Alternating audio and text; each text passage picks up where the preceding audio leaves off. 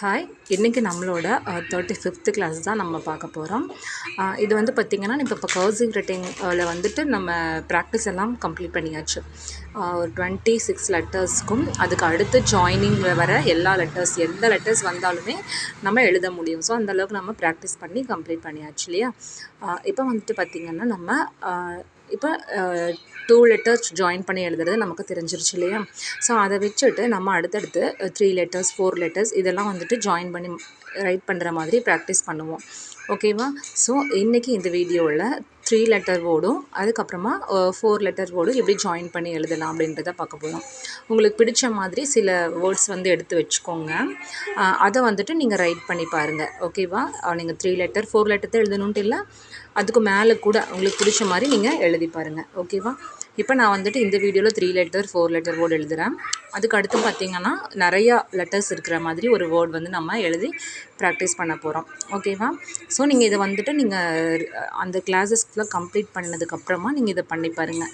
So இந்த ப்ராசஸ்லாம் complete பண்ணதுக்கப்புறம் நம்ம ஒரு பேராகிராஃபோ இல்லை ஒரு பேசேஜோ இந்த மாதிரி எழுதுகிற மாதிரி நம்ம ப்ராக்டிஸ் பண்ணுவோம். ஓகேவா. ஸோ இதில் வந்து பார்த்திங்கன்னா நம்ம ஃபஸ்ட்டு ஸ்டார்டிங்லேருந்தே வந்துட்டு நம்ம ஃபுல்லாக அப்பர் கேஸ் கர்சிவில் தான் நம்ம வந்து எழுதியிருக்கோம், லோவர் கேஸில் தான் வந்துட்டு நம்ம எழுதியிருக்கோம். ஓகேவா. ஸோ இதெல்லாம் கம்ப்ளீட் பண்ணிவிட்டு அதுக்கப்புறமா நம்ம அப்பர் கேஸில் அதாவது இப்போ ஏபிசிடி நம்ம நார்மலாக ஸ்ப்ளிட் லெட்டர்ஸில் பார்த்தோம் இல்லையா. அதுக்கப்புறம் வந்துட்டு நம்ம அது அந்த கேபிட்டல் லெட்டர்வே வந்துட்டு நம்ம கர்சிவில் எப்படி ரைட் பண்ணுறதுன்னு பார்ப்போம். ஸோ அதுக்கப்புறமா நம்ம எழுதுகிற ஃபர்ஸ்ட் லெட்டர் கேபிட்டல்லையும் மற்றது எல்லாமே ஸ்மால் லெட்டர்ஸ் எல்லாமே வந்துட்டு அது ஃபுல்லாக டோட்டலாக கர்சிவில் எப்படி எழுதுறது அப்படின்னு சொல்லிட்டு நம்ம ப்ராக்டிஸ் பண்ணுவோம். ஓகேவா. ஸோ இப்போ பாருங்கள், ஸ்கை எல்லாம் பார்த்திங்கன்னா இந்த ஸ்கையில் வர 3மே வேறு ஸ்ட்ரோக்லேருந்து ஸ்டார்ட் ஆகும் இல்லையா.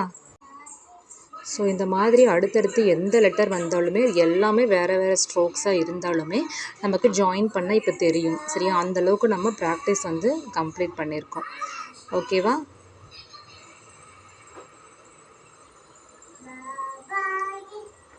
நீங்கள் இந்த மாதிரி நிறைய வேர்ட்ஸ் வந்து நீங்கள் எழுதி ப்ராக்டிஸ் பண்ணுங்கள்.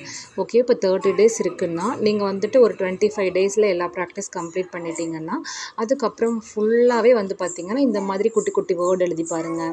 அதுக்கப்புறம் ஏதாவது உங்கள் புக்கில் இருக்க ஒரு பேராகிராஃப் எழுதி பாருங்கள்.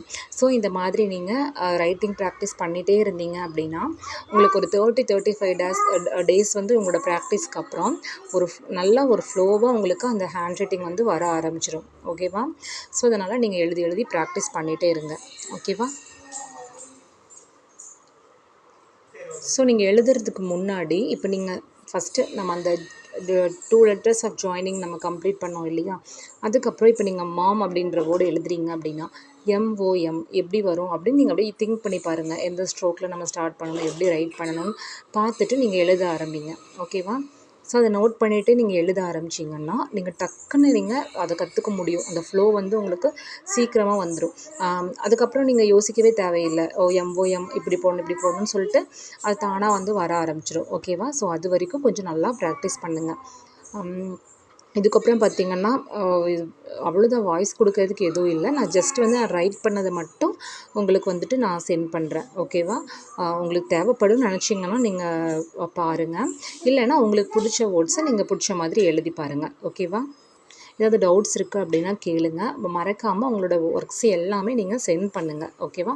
அப்போ தான் அதை பார்த்துட்டு சரி எப்படி எழுதியிருக்கீங்க என்ன, இல்லை இன்னும் கொஞ்சம் ப்ராக்டிஸ் உங்களுக்கு தேவைப்படுமா அப்படின்னு சொல்லிட்டு நம்ம பார்க்க ஈஸியாக இருக்கும். ஓகேவா.